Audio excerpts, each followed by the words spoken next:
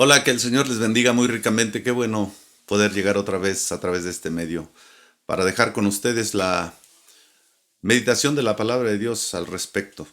Vamos, les invito para orar conmigo y invitar al Señor que nos guíe, el Espíritu Santo que nos dirija en esta mañana. Padre, te doy muchas gracias por lo bueno que has sido con nosotros hasta aquí. Podemos decir como el gran profeta Samuel, hasta aquí nos ayudó Jehová. Y seguimos, Señor, adelante, caminando, trabajando, sirviéndote a ti y dándote gracias por lo que has hecho en nuestras vidas. Guarda y bendice, Señor, a la congregación. Susténtale, Señor, y que no falte nada, ni enferme, Señor, ni enfermen mis hermanos. Que tu mano poderosa sea sobre ellos grandemente. Amén. Muy bien, hermanos, hoy con el tema, el concilio en Jerusalén. Hubo una convocatoria donde apóstoles y ancianos comparecieron al inicio de la iglesia cristiana. La razón fue para deliberar sobre lo que debemos entender como creyentes. ¿Cuál es el sentido de Hechos capítulo 15? Entendiendo que Jesús no vino a abrogar, sino a cumplir la ley, y dijo que ni una jota ni una tilde de la ley pasarían sin cumplirse, a menos que ya no haya cielo ni tierra, según San Mateo 5. Los escribas y fariseos conocían la ley y la obedecían a su manera. La profecía sigue en pie, la santidad está vigente, y dicho por Jesús, no guardar el mandamiento más pequeño nos causa desventaja en el reino de los cielos. A los creyentes se nos demanda una justicia mayor que la de los escribas y fariseos. Así que, mucho ojo.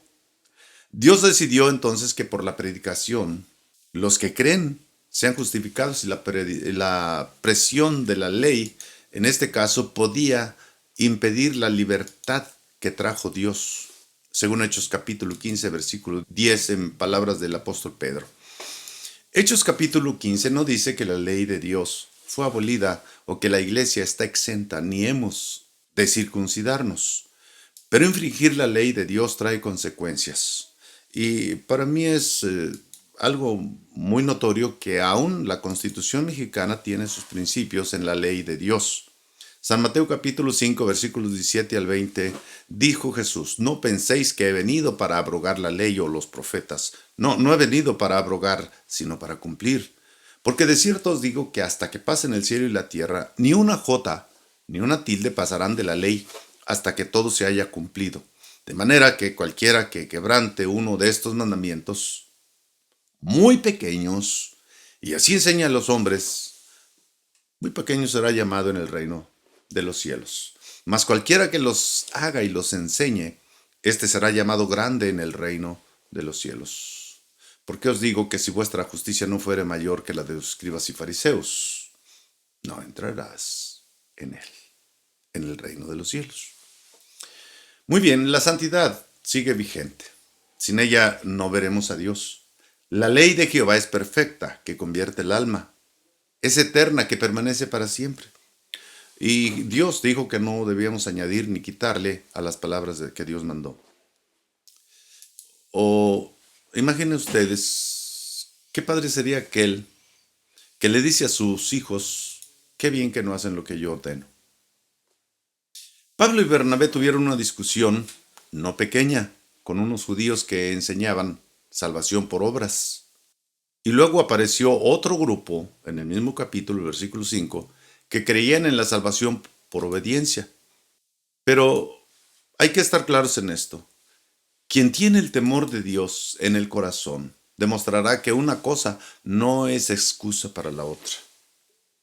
Estos versículos son el contexto de la decisión que se tomó en el concilio donde apóstoles y ancianos acordaron que los creyentes guardaran 4 mandamientos. El primero de ellos es abandonar la idolatría. El segundo es dejar la fornicación. El tercero, no comer carne de animales ahogados. Y el quinto, no incluir en su dieta la sangre, es decir, la moronga. Se reunieron los apóstoles y los ancianos para conocer de aquel asunto, según el versículo 7, y después de mucha discusión, Pedro se levantó y les dijo, varones hermanos, vosotros sabéis cómo ya hace algún tiempo que Dios escogió que los gentiles oyesen por mi boca la palabra del Evangelio y creyesen.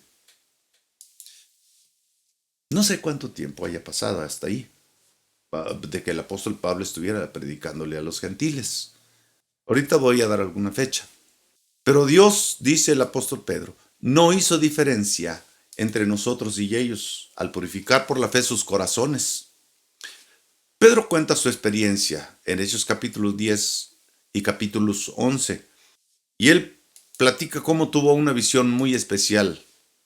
Mientras que en Cesarea de Filipos, Cornelio, un centurión romano, varón piadoso y temeroso de Dios, que hacía muchas limosnas y se pone de relieve esto, hacía muchas limosnas al pueblo y lloraba a Dios. Y no dice de vez en cuando, dice siempre. Tuvo una visión en la que un ángel del Señor le dijo, tus oraciones y tus limosnas han subido para memoria delante de Dios. Entonces todo esto es en cierta manera como un crédito que se le da a aquel hombre de quien se dice muy claramente era romano. Y pues para ser un centurión tenía que ser romano, era un líder, un dirigente, era una persona puesta sobre autoridad. Y orando él a Dios, en esa visión, Dios le habla y le da unas indicaciones a través de un ángel. Y entonces él envía, la indicación que él recibe es, envía pues ahora hombres a Jope y haz venir a Simón, el que tiene por sobrenombre Pedro. Este posa en casa de un cierto Simón Curtidor que tiene su casa junto al mar. Deben haber sido conocidas las personas y en particular una persona que tenía un oficio como el caso de este hombre. Entonces, debe haber sido conocido ese hombre, así que, como no del nombre de una calle, sino una casa, en cierta manera, lo que sería aquí en México el domicilio conocido. Y dice, él te dirá, o este caso Simón Pedro, lo que es necesario que hagas. Entonces Cornelio envió a 2 de sus criados y un soldado de su confianza, dice que la Biblia dice que era devoto, mientras Pedro oraba en la azotea, porque se subió allá para orar en la azotea de aquella casa de Simón. Y le dio mucha hambre, dice el texto, y mientras le preparaban algo de comer, también tuvo una visión, un éxtasis, algo que le provocó mucho asombro. Hechos capítulo 10, versículo 10 hasta el 16. Y tuvo gran hambre, dice, y quiso comer. Pero mientras le preparaban algo, le sobrevino un éxtasis, y vio el cielo abierto, y que descendía algo semejante a un gran lienzo que estaba atado de las 4 puntas. Era bajado a la tierra, en el cual había de todos los cuadrúpedos, terrestres y reptiles y aves del cielo. Y le vino una voz, levántate Pedro, mata y come. Y Pedro respondió, no señor, porque ninguna cosa común o inmunda he comido jamás. Vino la voz por segunda vez, lo que Dios limpió, no lo llamas tú común.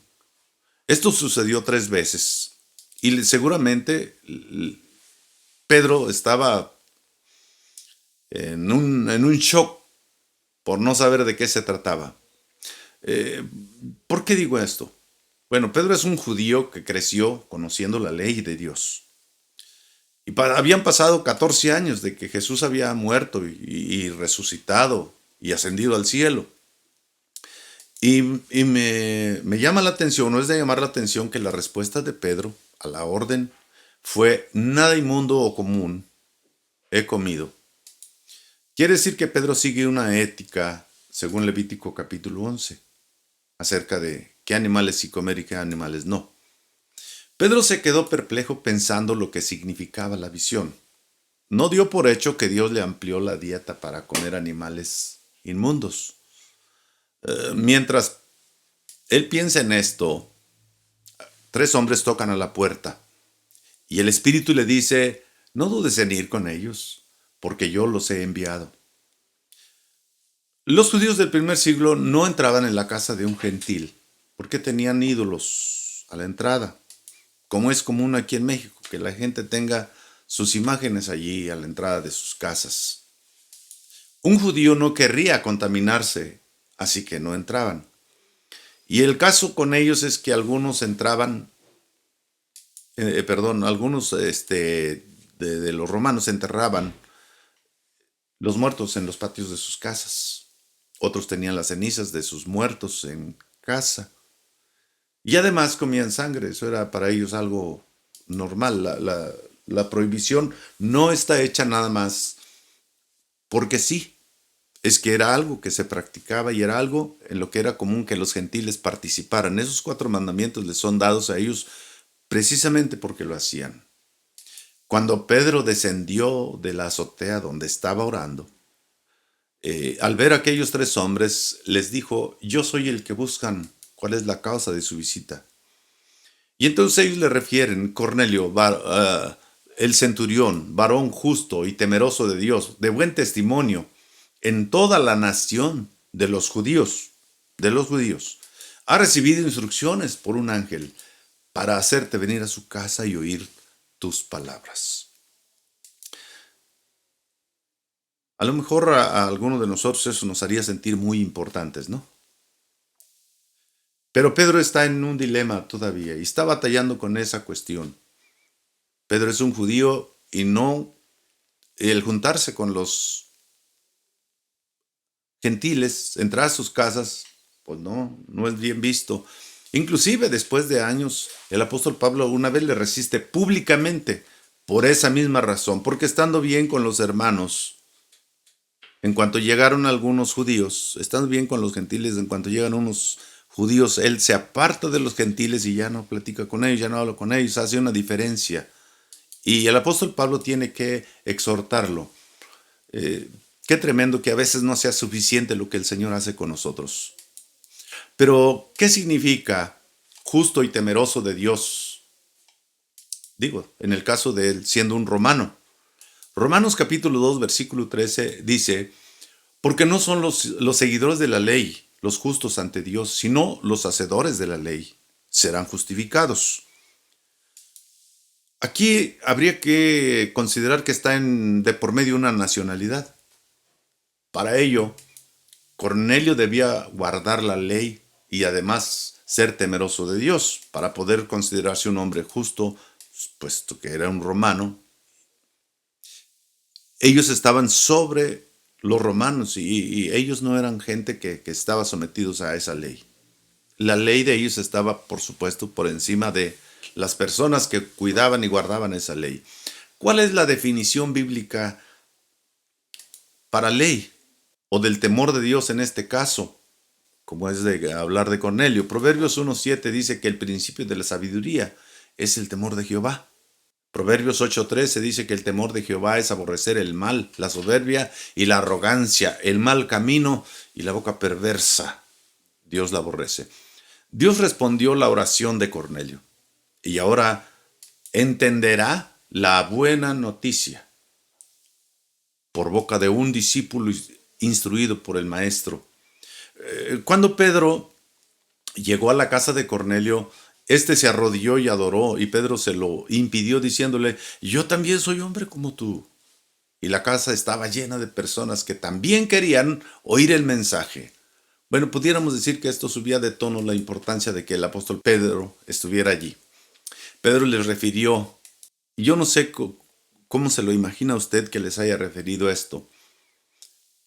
Vosotros sabéis cuán abominable es para un varón judío juntarse o acercarse a un extranjero. Vean la segunda parte, o veamos la segunda parte y entonces analice y piense cómo se presentaría o con qué qué gesticulación habría en el apóstol Pedro mientras les refería esto. Pero a mí me ha mostrado Dios que a ningún hombre llame común o inmundo. Lo mismo que dijo cuando vio la visión, son las mismas palabras. ¿Cómo cree usted que haya dicho Pedro aquellas palabras? Bueno, ok. A nadie nos corresponde juzgar, y Pedro entendió la razón de la visión al entrar en la casa de Cornelio, para mí.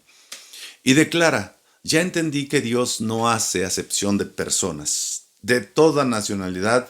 Se agrada, en este caso, esta es mi aportación, se agrada del que le teme y hace justicia por medio de Jesucristo. Señor de todos. Entonces preguntó Pedro, ¿para qué me mandaron llamar? Y Cornelio empieza a relatar la visión que tuvo y lo que el ángel dijo. A Dios le agradas, no importa la nacionalidad, recuerda esto, si temes y haces justicia. Pedro les contó las obras de Jesús y que él fue un hombre que atestiguó su muerte y resurrección y les aseguró algo a aquellas gentes. Este testimonio y los profetas dicen que todo aquel que en él cree recibirá perdón de pecados por su nombre. Cuando escucharon a Pedro, dice la escritura allí, que el Espíritu Santo cayó sobre ellos. Hechos 15. Pedro relató en el concilio lo que pasó en Cesarea en casa de Cornelio. Dios no hizo excepción entre judíos y gentiles, Hechos 15:8. Dios que conoce los corazones dio testimonio dándoles el Espíritu Santo, lo mismo que a los judíos, dice lo mismo que a nosotros. Y ninguna diferencia hizo entre nosotros y ellos, purificando por la fe sus corazones. ¿Qué significa para el judío ser purificado por el Espíritu, por la fe en sus corazones? Ezequiel 36, 24 al 26, dice algo así. Os daré corazón nuevo, y pondré espíritu nuevo dentro de vosotros, y quitaré de vosotros vuestra carne, el corazón de piedra, y os daré un corazón de carne, y pondré dentro de vosotros mi espíritu, y haré que andéis en mis estatutos, y guardéis mis preceptos, y los pongáis por obra. Habitaréis en la tierra que di a vuestros padres, y vosotros me seréis por pueblo, y yo seré a vosotros por Dios. Esta profecía es para los de la casa de Israel, las 10 tribus que fueron esparcidas entre las naciones, cuando Siria se llevó cautivo el reino del norte, las 10 tribus que luego se mezclaron con gentiles. Esto tiene que pasar para cumplir la profecía que Jacob hizo sobre Efraín, el hijo menor de José, en Génesis capítulo 48, versículo 19. Efraín se convertiría en multitud de naciones para que en la simiente de Abraham sean benditas todas las naciones de la tierra. Cuando tú te ves en el espejo, tu realidad, si hay algo sucio, querrás lavarlo. Así es la palabra de Dios. Quitará los ídolos, te dará un corazón nuevo y su espíritu para andar en sus estatutos y serás hacedor de su palabra, para una vida de buenas obras, a la cual el Señor nos preparó de antemano para que anduviéramos en ellas. El vocablo hebreo, que significa cruzar, pasar al otro lado. El vocablo eclesia, de donde viene la palabra iglesia, significa llamados fuera. Los judíos vieron que Dios estaba sacando pueblo de entre las naciones, recordándonos esta realidad. Hermanos, sin Jesús no tenemos nada, porque estábamos muertos en delitos, pecados e inmundicia. En aquel tiempo, dice la Escritura, estábamos sin Cristo, alejados de la ciudadanía de Israel, ajenos a los pactos de la promesa, sin esperanza, sin Dios en el mundo, hasta que Jesús vino y anunció la buena nueva a los suyos. Nosotros éramos extranjeros, pero ahora somos conciudadanos de los santos y miembros de la familia de Dios. Qué privilegio, ¿no? Tan grande. Hechos 15. Hubo quienes creían que para ser salvos se requieren obras. Otro grupo creyó en Jesús y creían que la salvación requería obediencia a la ley. En conclusión del concilio, 4 mandamientos: dejar la idolatría, apartarse de fornicación, abstenerse de comer ahogado y no comer sangre. Después de gran discusión, esta fue la resolución, previo testimonio de la experiencia del apóstol Pedro. No somos salvos por una señal entonces externa, como la circuncisión, sino por el sacrificio de Jesús en la cruz. El Evangelio no es contrario a la pureza alimenticia. No estamos bajo la ley, pero ella debe estar en nuestro corazón para obedecer a Dios. Así de simple. Padre, muchas gracias por esta oportunidad que tuvimos de ver, de leer y de oír. Te damos muchas gracias. Ayúdanos, Señor, a ajustarnos a la realidad bíblica que tú nos das en tu palabra, en el nombre de Jesús. Queda con cada uno de mis hermanos y sé propicio a ellos en todo. Amén. Dios les bendiga, hermanos.